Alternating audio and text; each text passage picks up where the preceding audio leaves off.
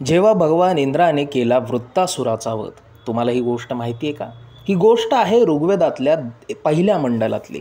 त्याचं झालं असं की एकदा वृत्तासूर नावाच्या एका ड्रॅगनसारख्या दिसणाऱ्या राक्षसाने त्या काळी पृथ्वीवरचं सगळं पाणी हे स्वतः पिऊन घेतलं. सगळं वातावरणातलं जे दव होतं, जे मॉइश्चर होतं, ते सुद्धा त्यानं शोषून घेतलं आणि पृथ्वीवरचा पाण्याचा शेवटचा थेंब संपवला.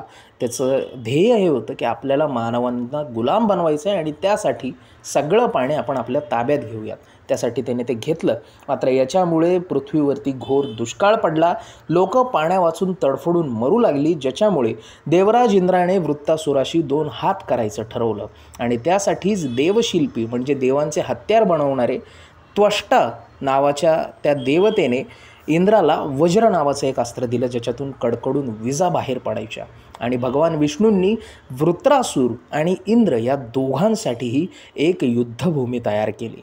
त्या युद्धभूमीवरती वृत्रासूर आणि इंद्र या दोघांमध्येही खूप घनघोर युद्ध झालं. यामध्ये इंद्रदेव बऱ्याचदा जखमी झाले. वृत्तासुराने खूप क्रूरपणे त्यांच्यावरती हल्ला केला. मात्र संधी मिळताच इंद्रदेवांनी देखील वृत्रासुराच्या कुशीमध्ये आपलं वज्र खुपसलं आणि त्याचं पोट फाडून कोथळा बाहेर काढला, ज्यामुळे वृत्रासुराचा मृत्यू झाला आणि त्याच्यामुळे त्याच्या पोटातलं सगळं पाणी बाहेर आलं, ज्यामुळे सर्व लोकांना पाणी देखील उपलब्ध झालं.